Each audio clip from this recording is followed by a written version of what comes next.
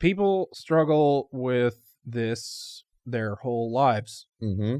So, is like, and it can be for many reasons. Sure. So what do they do about it? Okay. So can we put the medical reasons like to the side? Yeah. Okay. Because we People know we're not talking overeat about their that. whole lives because of whatever. Right. Because of whether they saw it as that's what you did when they were growing up. Right. That was the example set for them. So therefore that's what they do. Right.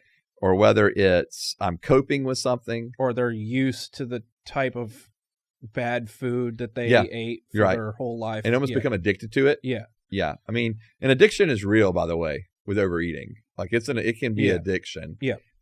Just like any other thing can become like an addiction. We've watched that show way too much. Okay. I've never watched the 600-Pound Life show. Yeah. Never watched an episode? Never have. So good. Is it? It's just an hour and a half of fat people rolling around and yeah, it's bad. That makes my heart You break. watch them try to take a shower and they can't. And see, that makes my heart break. Well, yeah, it breaks their heart too. Yeah. Get it? You see what I did there? I did. All right.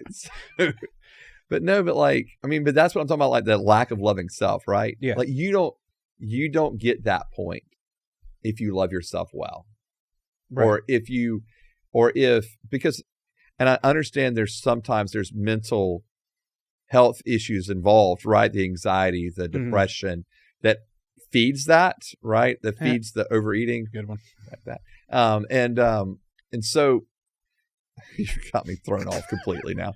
But, so there's the mental health part that, like, pun intended, I guess at this point, feeds that. And so, but I would want to say to that person though that you're not loving yourself well.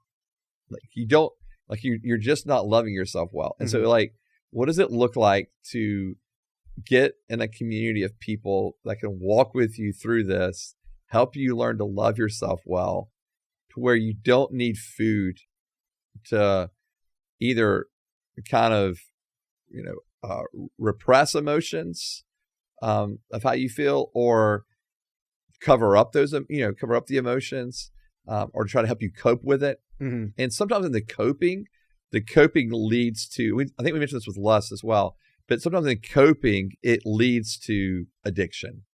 Okay. Like, in other words, so it may start out with someone is coping with something because they're just trying to figure out how to deal with this issue of life.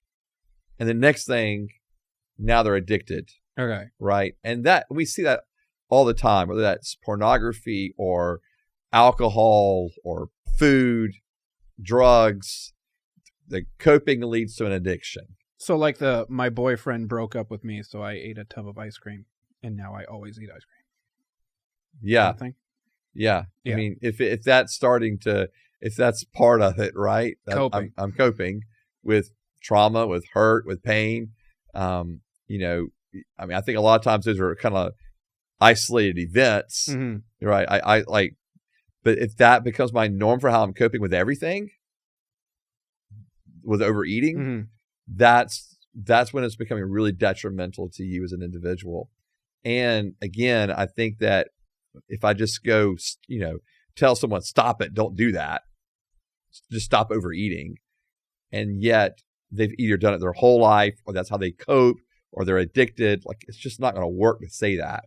So you really have to walk it through the same way you would with any other thing and say, hey, we're going to find accountability, we're going to find community, possibly a counselor if there's trauma to deal with. That all becomes, I think, a necessary requirement of seeing someone starting to make the steps to be made whole and to not have to overeat, to just deal with life. And I do think it's a sad part that when people are having a hard time coping with life, that's what the kind of things they have to turn to.